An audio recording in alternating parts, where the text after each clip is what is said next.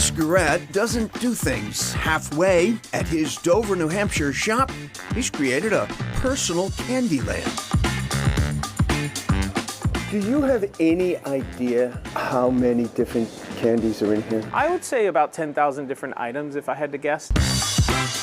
And the milkshakes here at Lickies and Chewies are as over the top as the rest of the shop. Most people finish the shake and maybe save some of the other stuff for later, or they just eat the stuff on top.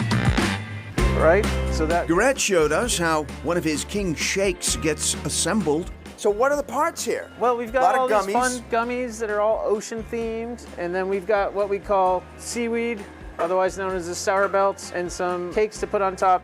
So there is so much stuff on there. Wouldn't it be easier to serve that with a knife and fork? Ice cream and milkshakes weren't supposed to be such a thing at Lickies and Chewies, but they quickly picked up fans. We did it as just a fun extra thing. That turned into the single biggest thing that we've ever done here. It's definitely what draws folks in. Made 35,000 shakes last year alone.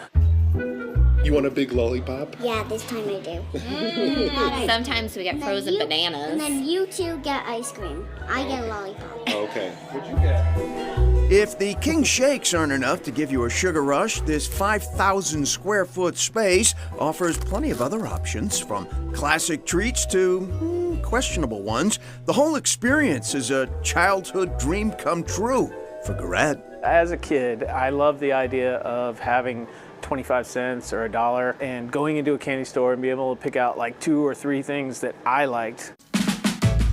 Garrett went on to serve in the Air Force for 25 years and uses that experience to inspire his supply of sweets. Given the opportunity to travel all over the world, from England to Germany to Japan, Korea, China, Afghanistan, I got to see candy in all these different parts of the world. If I found something I liked, I wrote down a little note so that in the future I was able to kind of follow up.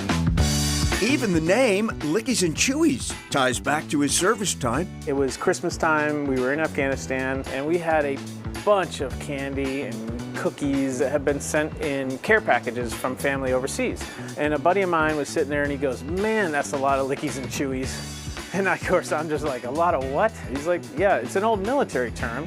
I was like, "I'm opening a candy store with that name someday." As far as the candy's concerned, it's really just about how it makes people feel.